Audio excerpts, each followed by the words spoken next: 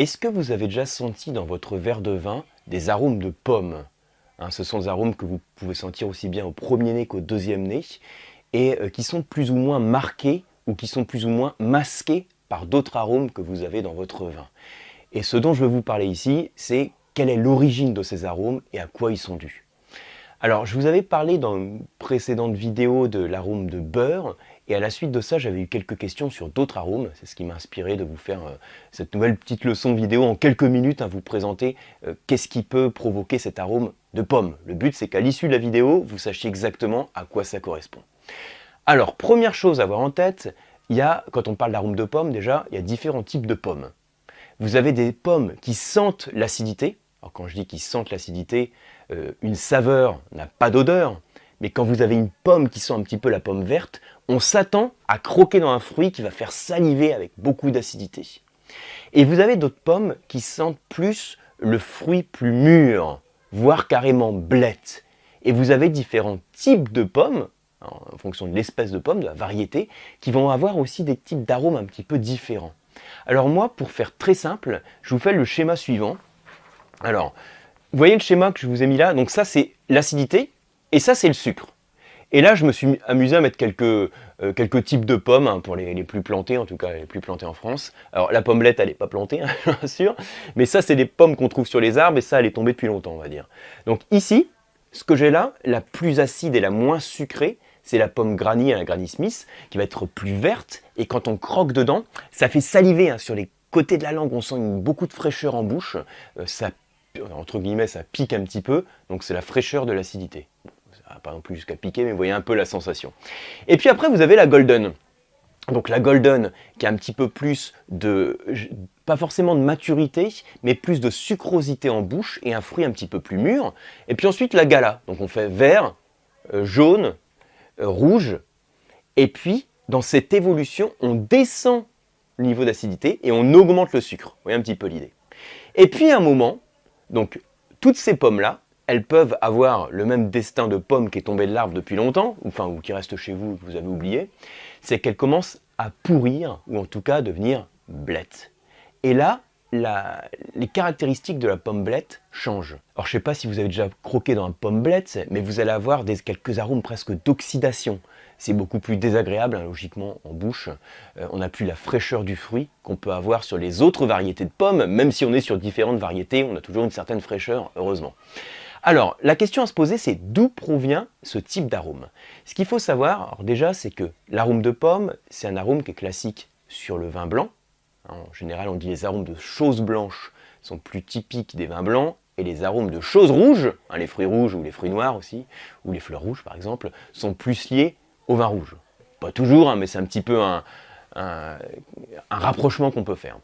Alors ensuite, ce que je vous ai mis ici, je vais vous montrer le schéma. Sur ces pommes-là, le principal facteur qui va jouer sur le fait qu'on soit sur une Granny ou plutôt sur une pomme qui a plus de sucrosité, ça va être le facteur climat. Alors quand je dis climat, il faut le prendre dans le sens générique du terme.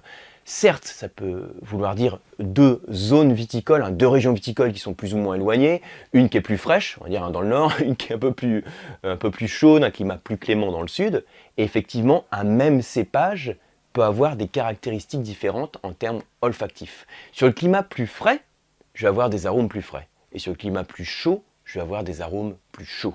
Donc des climats plus frais, des arômes plus frais, c'est plus d'acidité, et climat plus chaud, des arômes plus chauds, c'est moins d'acidité et plus de sucrosité. Mais après, quand je dis climat, ça peut être aussi deux millésimes différents. Vous pouvez avoir un millésime plus frais, voire un peu pluvieux, et un autre millésime plus sec et ensoleillé, sur une même appellation. Et là, il est possible, et il est même très classique, que vous ayez des expressions différentes sur des vins qui sont vinifiés de raisins qui proviennent de la même parcelle. Mais quand vous avez des millésimes différents, ça fait partie de l'effet terroir, le climat de toute façon, ou les conditions météorologiques, tout ça, ça joue sur le profil du vin. Donc, de manière générale, ce que je vous ai mis ici, c'est la notion de maturité. Maturité peut être liée au climat, mais peut être liée également au millésime, voire à la concentration, à l'exposition, etc. Donc là, on peut avoir ce type de variation. Et ensuite, quand on arrive sur la pomme qui est très mûre, alors déjà sans arriver à blette, on va dire qui est très mûre, là elle est tombée de l'arbre depuis un petit moment, pas forcément encore blette, là on va avoir un arôme qui évoque peut-être pour certains d'entre vous des notes oxydatives donc d'oxydation. C'est en fait un arôme qu'on appelle l'éthanal qui donne ces arômes de pommes mûres. Donc l'éthanal, c'est un composé organique, on appelle ça un aldéhyde, qui provient de l'oxydation de l'alcool. L'alcool du vin, c'est l'éthanol, et l'oxydation de l'éthanol donne l'éthanal. Et du coup, ça crée des notes de pommes. Alors, est-ce que c'est un défaut? C'est toujours, dans le vin, c'est toujours une question d'équilibre. Si vous avez quelques notes d'éthanal, c'est classique, c'est pas un défaut, ça participe même à la complexité du vin. Derrière un fruit un peu frais, des notes florales, un peu de fraîcheur, quelques notes de pommes qui montrent donc des nuances oxydatives, participent à la complexité du vin. Néanmoins, quand vous avez ces notes qui dominent, c'est signe en général d'un vin qui est passé. Passé, c'est-à-dire qui est sur le déclin ou bien qui a subi une oxydation. Parce qu'au passage, l'oxydation ensuite de l'éthanal va donner des notes d'acide acétique, donc du vinaigre. Donc là, on arrive carrément sur la phase où on peut plus consommer, on peut consommer toujours le vin, on ne sera pas malade pour autant, mais on n'est plus dans le plaisir de la dégustation du vin en tout cas. Donc ça, c'est ce sur quoi je veux insister. Les notes de pommes, retenez qu'il y a d'abord pommes et pommes. Il y a des pommes qui sont pleines de fraîcheur, d'acidité, et puis d'autres qui ont moins de fraîcheur, plus de sucrosité. Et ça, c'est principalement lié au climat et au niveau de maturité. Et quand on arrive sur les nuances oxydatives, voire la pommelette, c'est caractéristique de la création d'un composé qu'on appelle l'éthanal, qui caractérise l'oxydation de l'alcool.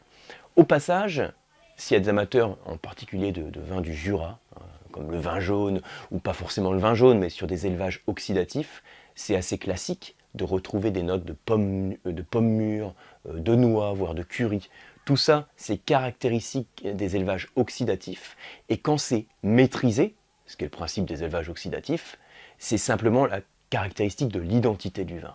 Voilà pour cette petite leçon, j'espère que l'arôme de pomme est plus clair pour vous, et je vous dis à très bientôt pour une prochaine leçon.